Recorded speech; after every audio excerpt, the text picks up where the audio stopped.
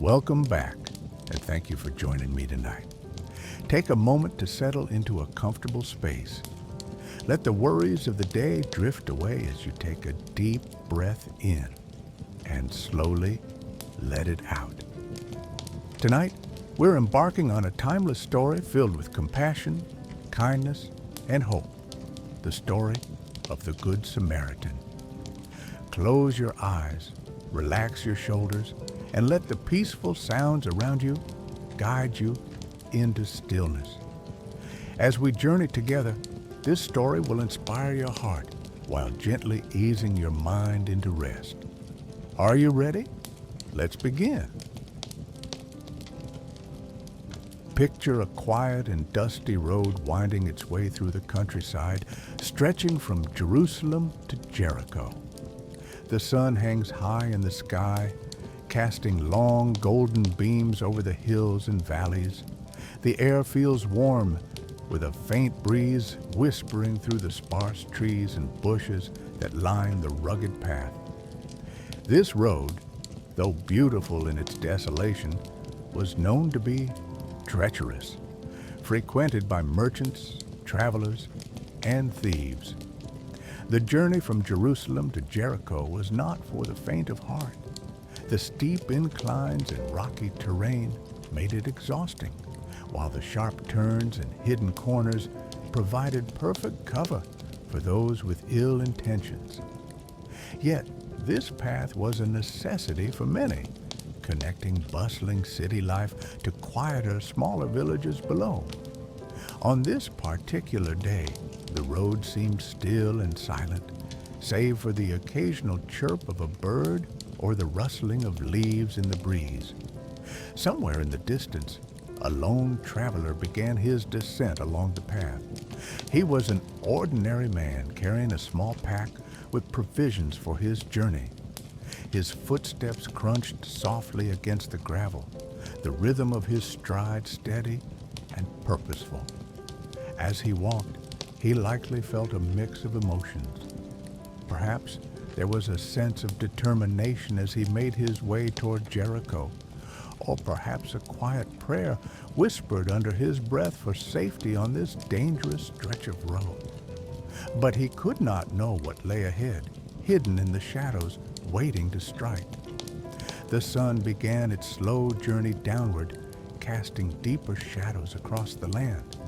The path grew quieter still, the kind of silence that feels almost too heavy, too full of anticipation. And yet, it remained just another day on the Jericho road, or so it seemed. The traveler continued down the winding path, his pace steady, the sound of his footsteps softly echoing against the rocks and hills. The sunlight was beginning to shift, casting long shadows across the rugged terrain. Each step brought him closer to Jericho, closer to his destination, but also deeper into the most treacherous stretch of the journey. Unbeknownst to him, hidden among the craggy rocks and dense shrubs, danger was lurking. A small band of thieves lay in wait, their eyes fixed on the road. This was their domain, a place where the unwary or the unlucky fell victim to their schemes. From their hidden vantage point, they watched the lone traveler approach, his simple attire and modest pack enough to mark him as their next target. The stillness of the road was shattered in an instant. The thieves sprang from their hiding places with sudden ferocity, surrounding the traveler before he had time to react. Startled, he stumbled backward, his pack slipping from his grasp and hitting the ground with a dull thud. "Please!" he might have pleaded, his voice trembling with fear, but the thieves had no interest in his words. They were relentless, their hands rough and their voices cold as they demanded whatever valuables he carried. When his protests or resistance did not satisfy them, they turned to violence. The attack was brutal and swift. The traveler was thrown to the ground, his body striking the hard, uneven path. The blows came without mercy. Fists, feet, anything to overpower him. He tried to shield himself, but the odds were too great. His cries of pain echoed into the empty landscape, met only by the sound of his attackers' laughter and the heavy thuds of their assault. They tore through his belongings, taking anything of value, coins, food, even the simple cloak on his back. When there was nothing left to steal, they cast him aside like discarded refuse, leaving him broken and bleeding on the unforgiving road. The silence returned once more as the thieves disappeared into the landscape, taking their spoils with them. The traveler lay motionless, his breath shallow, his body bruised and bloodied. Dust clung to his wounds, and his garments were torn and stained. The once quiet and serene road now held the evidence of cruelty. A man beaten nearly beyond recognition, left to fend for himself against the harsh elements. The sun continued its descent, painting the horizon with hues of orange and red, as if mourning the injustice that had just occurred. The traveler's thoughts must have been filled with despair, his pain overwhelming, his hope slipping away with each passing moment.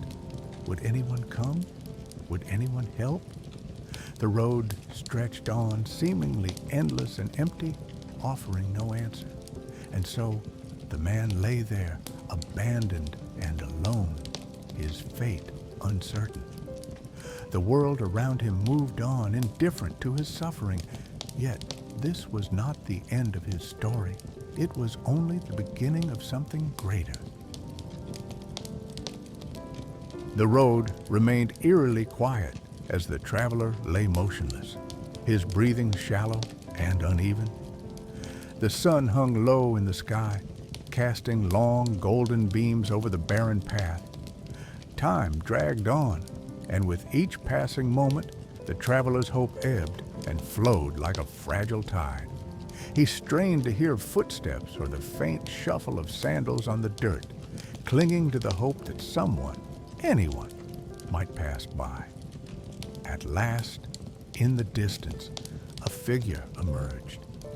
The familiar sight of a priest, dressed in robes that shimmered faintly in the sunlight, brought a flicker of relief to the traveler's heart.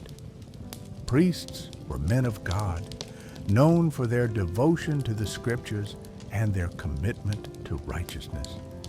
Surely this man would stop and offer help. As the priest approached, his steps were measured and deliberate, his gaze fixed ahead. He carried himself with an air of dignity, his presence commanding respect, even in this lonely wilderness. But when his eyes fell upon the crumpled figure lying on the ground, his pace faltered.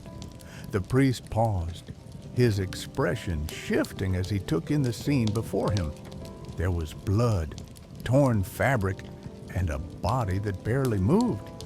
The man's injuries were evident, his need for help undeniable. Yet, as the priest stood there, a war raged within him. On one hand, his calling as a servant of God urged him to show compassion. On the other hand, the rules of his office loomed large in his mind. To touch a man who might be dead would render him ceremonially unclean, forcing him to undergo a lengthy purification process before he could return to his duties at the temple. The priest shifted uncomfortably, his gaze darting around as though seeking an excuse. He thought of his responsibilities, the obligations waiting for him in the holy place. Surely someone else would come along, someone better equipped to deal with this unfortunate situation.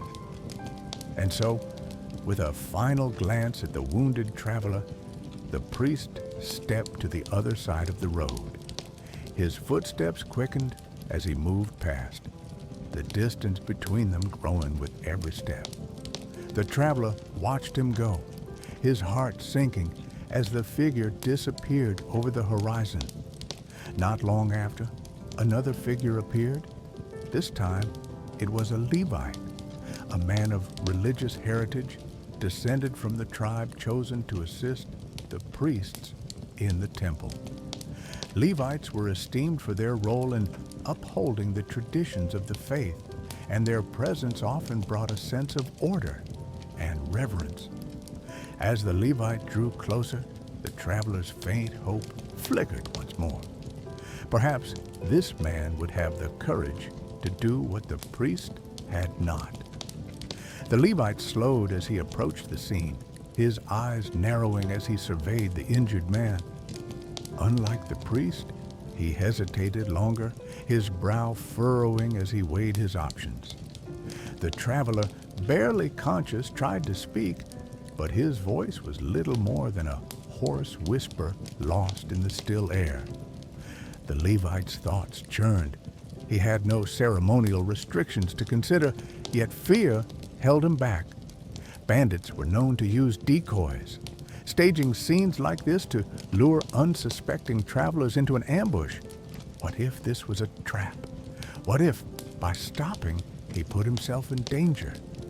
The Levite took a step closer, then stopped. His eyes lingered on the traveler's battered form, the conflict within him etched plainly on his face. Finally, fear won out.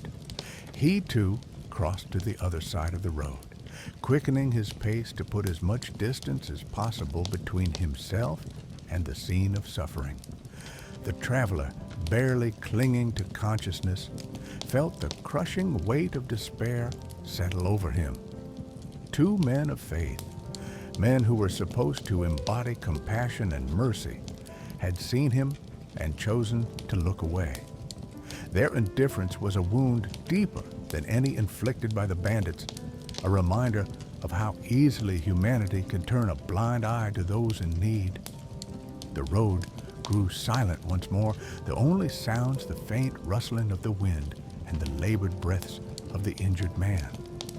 The sun dipped lower in the sky, its warm glow beginning to fade into the cool hues of dusk. The traveler's body ached, his strength waning with each passing moment. In the quiet, the lesson of the priest and the Levite began to take shape. Their actions, or lack thereof, spoke volumes about the nature of duty, fear, and compassion. It wasn't enough to hold a title or perform rituals if those acts didn't translate into genuine kindness and care for others. The traveler's pain was both physical and emotional, his heart heavy with the realization that help might never come. Yet even in his broken state, he held on to a sliver of hope, a fragile thread that someone might yet appear, someone who would see him not as an inconvenience or a danger, but as a fellow human being in need of mercy. The sun was sinking lower now, casting long golden shadows across the dusty road. The traveler lay still, his body aching, his spirit nearly broken. He no longer stirred at the sound of footsteps or distant movement, for twice now those who had passed had only widened the gap between him and hope. Then, in the growing stillness, the soft rhythm of hoofbeats echoed faintly. Another figure approached, a man leading a donkey laden with goods. This traveler was not a priest or a Levite, nor did he appear to belong to the elite or learned class. His clothing and demeanor marked him as a Samaritan, someone who might ordinarily be shunned or avoided by those who worshipped in Jerusalem. The rift between Jews and Samaritans was no small matter. Centuries of animosity had built walls of prejudice, mistrust, and resentment between the two groups. For the Jewish people, a Samaritan was an outsider, an interloper, with no place in their culture or faith. And yet, as this Samaritan approached the injured man on the side of the road, none of those barriers seemed to matter. The Samaritan slowed his pace, his eyes narrowing as he took in the sight before him. The wounded man's clothes were torn, and his body bore the marks of a brutal attack. Blood had dried in uneven streaks along his arms and face, and his breathing was faint, shallow, and uneven. Unlike those who had passed before him, the Samaritan didn't hesitate or calculate the risks. He stepped closer, kneeling beside the injured traveler. "Are you awake?" he asked softly, his voice calm but tinged with concern. The man didn't respond, but his chest rose and fell faintly. The Samaritan quickly reached for his satchel, retrieving a flask of oil and a small pouch of wine. These were not luxuries he carried lightly, but necessities for his own journey. Carefully, he poured the wine over the man's wounds, the liquid cleansing the dirt and grime from the cuts.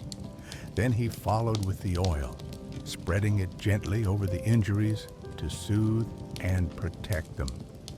His hands moved with care and precision, as though he had done this before, or at least as though he knew how much it mattered to treat someone with dignity. The Samaritan worked tirelessly, tearing strips of fabric from his own clothing to fashion makeshift bandages.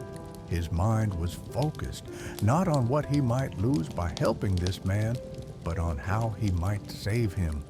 The weight of prejudice, the fear of bandits, the inconvenience of delay, none of these things crossed his mind. In this moment, there was only one goal: to show mercy. Once the man's wounds were dressed, the Samaritan rose and gently lifted him onto the donkey. It wasn't an easy task. The injured man was limp and heavy, his body barely able to hold itself upright. The Samaritan adjusted the reins, ensuring the man was secure before beginning the slow trek down the road. Every step was deliberate, the donkey's movements careful as it carried its precious burden. The Samaritan walked alongside, his hand steady on the reins, his gaze scanning the horizon for signs of shelter.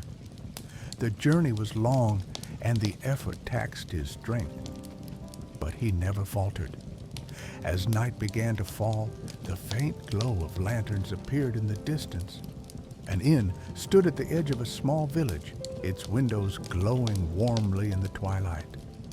The Samaritan quickened his pace, relief washing over him as he led the donkey toward the entrance. The innkeeper greeted him with a curious expression, his eyes flicking between the Samaritan and the injured man draped across the donkey. "What happened here?" he asked. "A robbery," the Samaritan replied, his tone even. "This man needs rest and care." The innkeeper hesitated, his gaze lingering on the injured man. But the Samaritan reached into his pouch and produced 2 silver coins. "Take care of him," he said, pressing the coins into the innkeeper's hand. "Make sure he has everything he needs, and if the cost exceeds this, I'll repay you when I return." The innkeeper nodded, his initial reluctance replaced by a sense of duty. Together, they lifted the injured man from the donkey and carried him inside, laying him on a clean bed. The Samaritan stayed by his side for a while longer, ensuring the man was comfortable and well attended before finally preparing to continue his own journey. As he left the inn, the Samaritan's heart was light.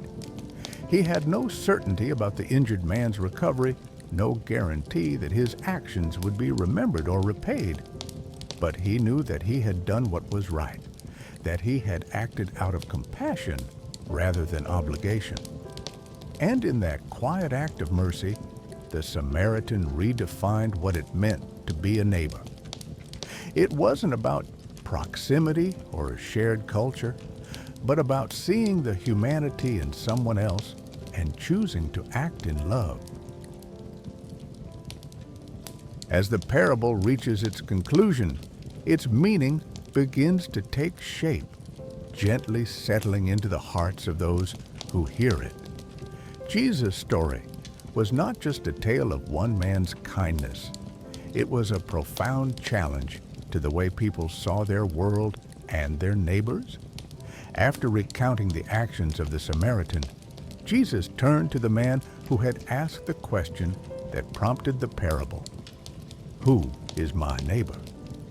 This expert in the law, who had sought to test Jesus, now found himself answering his own question. The one who showed mercy, he said, his voice likely quieter than before. Jesus' reply was simple yet powerful. Go and do likewise. But what does that mean? The simplicity of the Samaritan's actions hides a much deeper truth. To go and do likewise is to live with a heart that sees beyond boundaries, beyond divisions of race, religion, or status. It is to let go of fear and prejudice and to allow compassion to guide our steps. In the context of the time, Jesus' choice to make a Samaritan the hero of the story was revolutionary. The Jews and Samaritans had been enemies for generations, their relationship marked by deep mistrust and hostility. By casting the Samaritan as the one who demonstrated true neighborly love, Jesus shattered the assumptions of his audience. He was not simply urging them to help their friends or those like them. He was calling them to show love, even to their enemies. The lesson also speaks to the importance of action. The priest and the Levite had knowledge of the law, and perhaps they even felt pity for the injured man. But pity alone was not enough. It was the Samaritan who stopped, who risked his safety, who gave his time and resources to help someone in need. His mercy was not passive. It was active, deliberate, and sacrificial. This parable challenges us to reflect on our own lives. Who are the people we walk past, avoiding eye contact or finding reasons not to get involved? Are there prejudices or fears that keep us from reaching out to others in love? And how often do we allow convenience or self-interest to guide our decisions rather than compassion? The story also reminds us that mercy is not limited to grand gestures. It can be as simple as a kind word, a helping hand, or a willingness to listen. These small acts of love ripple outward, touching lives in ways we may never fully see or understand. As the lesson unfolds, it becomes clear that Jesus is not just teaching about how to treat others. He is pointing to the very heart of God. In the Samaritan's actions, we catch a glimpse of divine love, a love that crosses every barrier, a love that is willing to sacrifice for the sake of another. This is the love that Jesus himself demonstrated throughout his life and ministry. It is the love that led him to heal the sick, feed the hungry, and forgive the sinner. It is the love that ultimately brought him to the cross, where he bore the weight of the world's sin and suffering. The parable of the Good Samaritan invites us to live in that same love. It calls us to step outside of our comfort zones, to see the humanity in those who are different from us, and to respond to their needs with grace and generosity. As you let this story sink into your heart, take a moment to reflect. Who in your life might be waiting for a Samaritan? What opportunities do you have to go and do likewise? And how might the world change if each of us chose to love with the same selfless compassion? Let the lesson of the Good Samaritan inspire you to walk through life with open eyes and an open heart, ready to extend mercy to anyone in need, no matter who they are or where they come from. As we come to the close of tonight's story, take a deep breath in and slowly let it out. Allow your mind to rest as you reflect on the timeless lesson of the Good Samaritan. It's a story of compassion, courage, and boundless love. A reminder that even in a world that can sometimes feel divided, small acts of kindness have the power to bring us together. Think about the Samaritan in the story.